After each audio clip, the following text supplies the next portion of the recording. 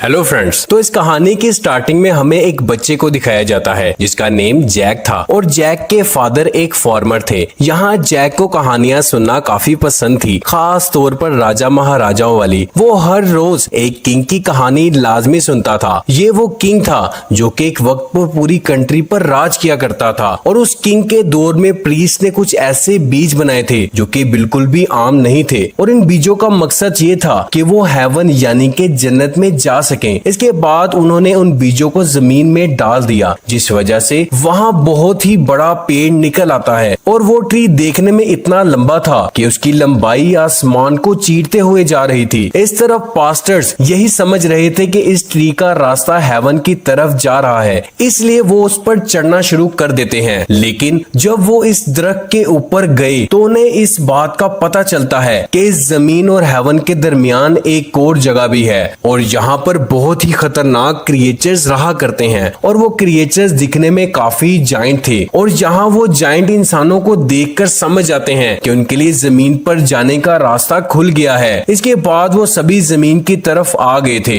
यहाँ जमीन पर आते ही उन्होंने सब कुछ तबाह बर्बाद कर दिया था, इवन के वो तो इंसानों को भी खा रहे थे। इतने सब तबाही देखकर किंग के प्रीस्ट ने एक जायंट को मार डाला और उसमें से उसका दिल निकाल लिया और उस दिल पर एक ऐसा मैजिकल स्पेल किया जिससे वो एक मैजिकल क्रोन में तब्दील हो जाता है। और जब किंग उस मैजिकल क्रोन को पहनकर उन जायंट्स के सामने जाता है तो वो देखता है कि वो सभी उसके सामने सरेंडर कर देते हैं और उन्हें ही अपना किंग एक्सेप्ट कर लेते हैं। यहाँ वो किंग सभी जायंट्स को उनकी दुनिया में जाने का ऑर्डर देता है और सभी जायंट्स अपने वर्ल्ड में वापिस चले जाते हैं। उनके जाने के बाद किंग उस दरख्त को काटने का हुक्म दे देता है ताकि कभी भी कोई जायंट इस दुनिया में ना आ पाए और उन ट्री के बीजों को और उस क्रोन को उस किंग ने हमेशा के लिए अपने पास संभाल कर रख लिया था और उस किंग की डेथ हुई तो उसने उन्हें अपने साथ ही कॉफिन में दफन कर दिया था। यहाँ ये कहानी जैक और प्रिंसेस भी काफी शौक से सुना करती थी क्योंकि प्रिंसेस भी उसी किंग के खानदान से थी। यहाँ इस बात को 10 साल गुजर जाते हैं जिसमें जैक अब काफी बड़ा हो गया था और यहाँ वो अपने घोड़े को लेकर सिटी के मार्केट में जाता है ताकि कोई उसका अच्छा दाम देकर उससे खरीद ले। और जब वो उस सिटी में जाता है तो वो देखता है कि वहाँ उसी किंग पर ड्रामा चलाया जा रहा था जिसके बारे में वो हमेशा से कहानियां सुनता था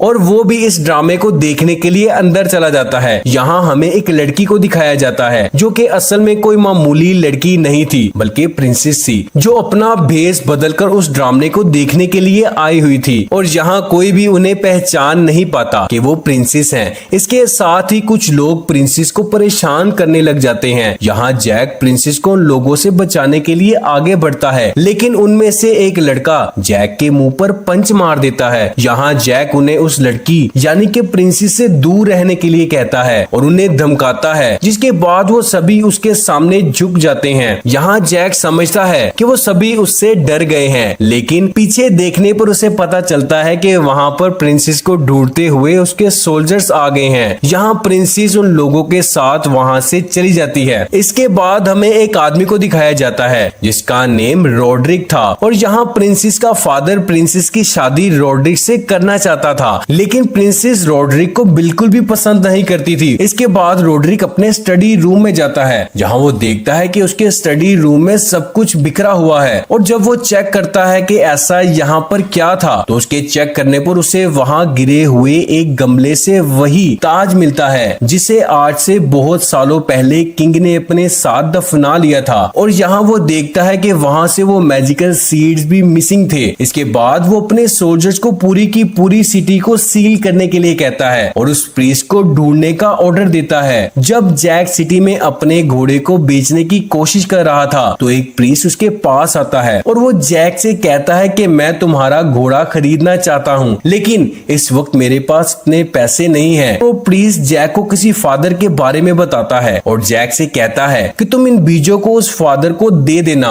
और वो तुम्हें इसके बदले तुम्हारे घोड़े के पैसे दे देंगे। इस पर जैक हैरानी से पूछता है कि बीजों के बदले में कौन पैसे देता है। इस पर वो प्रीस्ट जैक को बताता है कि ये कोई मामूली बीज नहीं है बल्कि ये मैजिकल बीज है और ये इतने पावरफुल बीज है कि इनसे पूरी दुनिया को हिलाया जा सकता है और ये बहुत कीमती हैं और तुम इनकी अपनी जान से भी ज्यादा हिफाजत करना। और वो जैक से कहता कहता है कि तुम इन बीजों को कभी भी पानी मत देना और इन्हें पानी से दूर रखना। इसके बाद वो प्रीस्ट जैक का घोड़ा लेकर वहां से चला जाता है, लेकिन थोड़ा ही आगे जाने के बाद उसे वहां के सोल्जर्स पकड़ लेते हैं। घर जाने के बाद जैक के अंकल उसे काफी डांटते हैं कि तुम ये कैसे कर सकते हो, तुम घोड़े के बदले में कुछ बीज लेकर आ गए हो। वो कहते हैं कि उस प्रीस्ट ने तुम्हें पागल बनाया है और इसी गुस्से में आकर वो उन बीजों को नीचे गिरा देते हैं। यहाँ जैक उन बीजों को उठाने के लिए जाता है तो उन बीजों में से एक बीज उसी लकड़ी के सुराख में गिर जाता है जो जैक को नजर नहीं आता। कुछ ही वक्त के बाद रात हो जाती है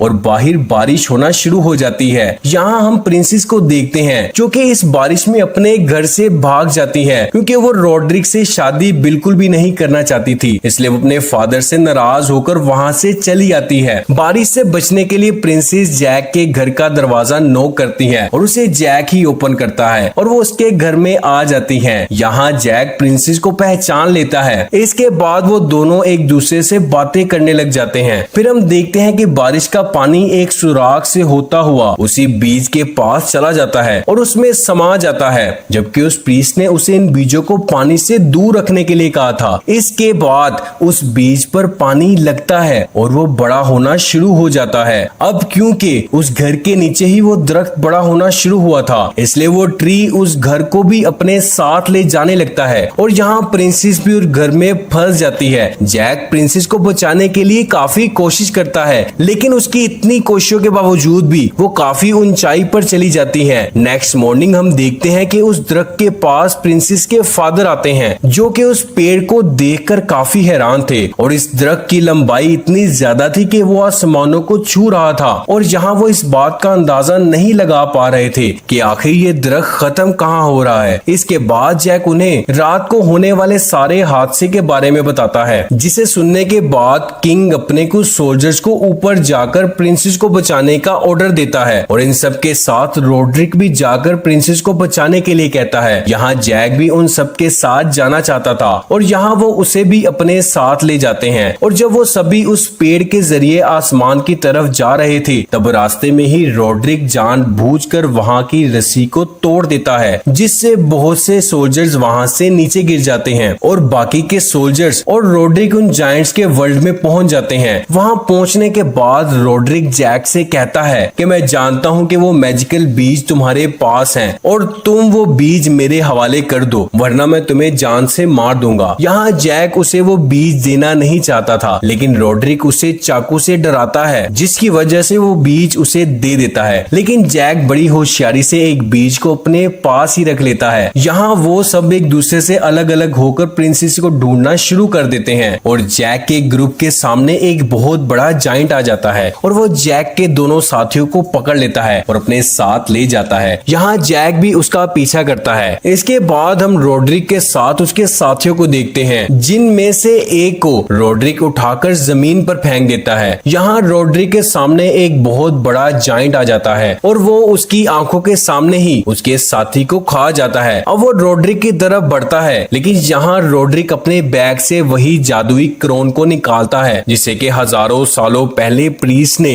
इन जायंट्स के दिल से बनाया था और हम ये जानते थे कि जिसके पास भी ये ताज होगा जायंट्स भी सिर्फ उसी का हुक्म मानेंगे। यहाँ रॉड्रिक वो ताज पहनकर ऐसी जगह पर जाता है जहाँ पर बहुत से जायंट्स थे और हम वहाँ पर प्रिंसेस को भी देखते हैं। यहाँ सभी जायंट्स रॉड्रिक के सामने घुटने टेक देते हैं। इन सब के बाद रॉड्रिक जायंट्स के हेड को अपने सामने झुकने का कहता है और वो भी उसके सामने झुक जाता है। रॉड्रिक उस लीडर के सर पर पांव रखकर वहां मौजूद तख्त पर बैठ जाता है और वह कहता है कि अब हम सभी जमीन पर जाएंगे और सभी इंसानों को अपना गुलाम बना लेंगे। यहाँ जायंट सोल्जर और क्वीन को उठाकर अपने साथ किचन में ले जाता है। यहाँ वो सोल्जर को अपना खाना बनाने ही वाला था कि वहां पर जैक आ जाता है। इससे पहले कि वो सोल्जर को मार पाता, जैक उस पर बड़े से चाकू से हमला कर देता है और वो चाकू उस जायंट में घुस जाता है और वो वहीं पर मारा जाता है। इस तरह जैक उस सोल्जर की जान बचाने में कामयाब हो जाता है और इसी के साथ वो वहां से निकलने में कामयाब हो जाते हैं और यहाँ वो उसी जगह पर आ जाते हैं जहाँ से ये इस दुनिया में आए थे।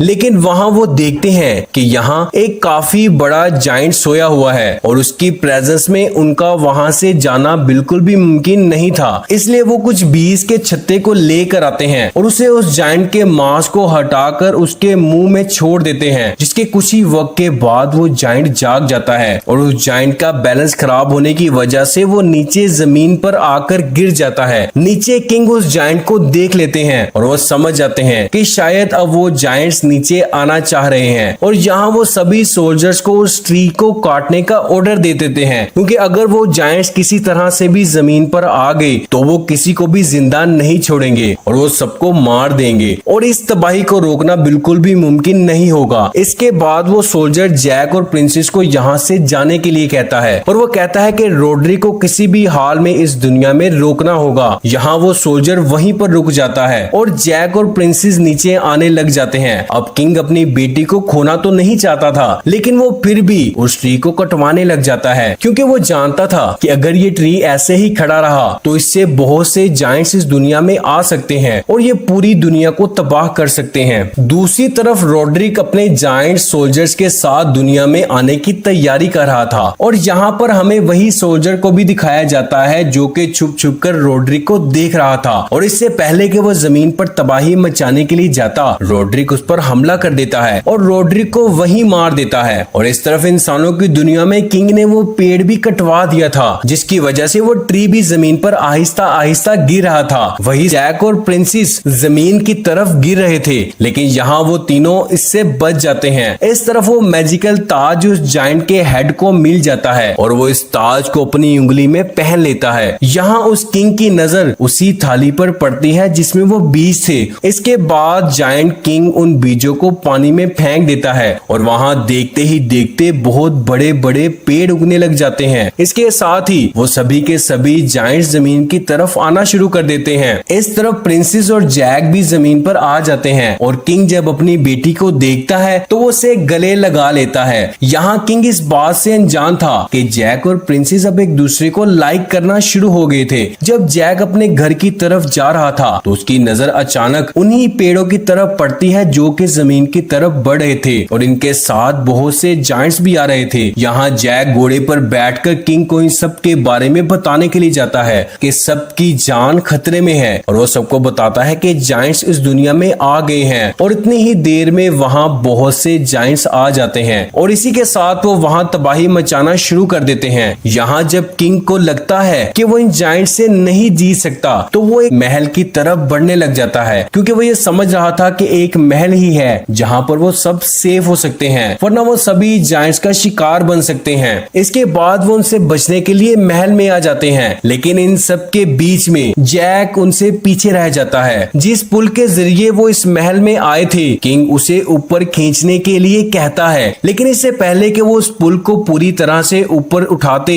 जैक उस पुल पर जंप कर देता है, लेकिन जायंट्स का हेड उस पुल को पकड़ लेता है और यहाँ सोल्जर्स बाकी के सोल्जर्स को उस जायंट के लीडर पर तीरों की बारिश करने का ऑर्डर दे देते हैं और वो सभी सोल्जर ऐसा ही करते हैं। इससे वो जायंट पानी में जाकर गिर जाता है और वो उस पर आग लगा देते हैं। इसके बाद वो जायंट पानी से महल में जाने का रास्ता ढूंढना शुरू कर देता है। इस तरफ सोल्जर्स उस पुल के रास्ते को बंद करने की कोशिश करते हैं तो दूसरी तरफ जायंट्स उस पुल पर रस्सियां फेंक कर उसे अपनी तरफ खींचने की कोशिश करते हैं। यहाँ जायंट्स उन जलते हुए पेड़ों को पैलेस की तरफ फेंकते हैं, इससे उस पैलेस की दीवारें मुकम्मल तौर पर तबाह हो जाती हैं। यहाँ किंग प्रिंसेस को वहाँ से एक रूम में जाने का कहता है जहाँ पर एक सीक्रेट रास्ता है और उस रास्ते में उसे एक फायर टॉर्च मिलेगी और वो उसे उस टॉर्च को जलाने का कहता है, जिससे सबको इस बात का पता चल जाएगा कि वो सभी इस वक्त खतरे में हैं। जिसके बाद जैक और प्रिंसेस इसी मिशन के लिए निकल जाते हैं। जैसे जैसे वो उस फायर टॉर्च की तरफ बढ़ रहे थे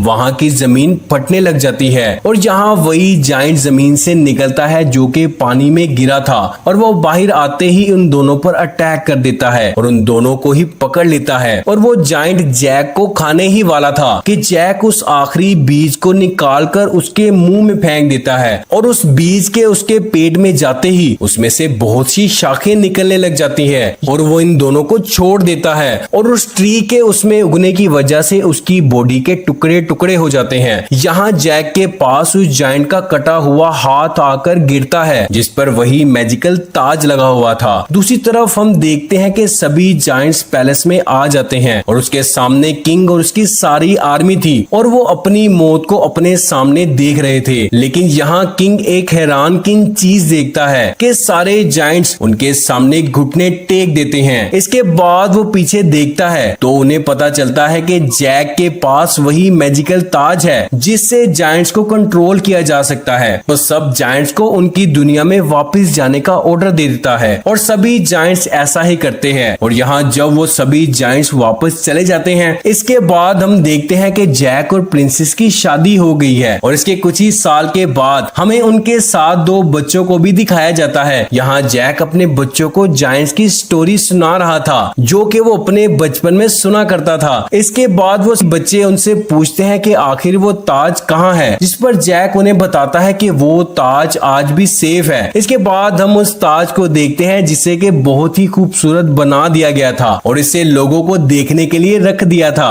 और बहुत से लोग उसको देखने के लिए आया करते थे, लेकिन कोई भी उस क्रोन की रियलिटी को नहीं जानता था। और इसी के साथ इस मूवी का एंड हो जाता है।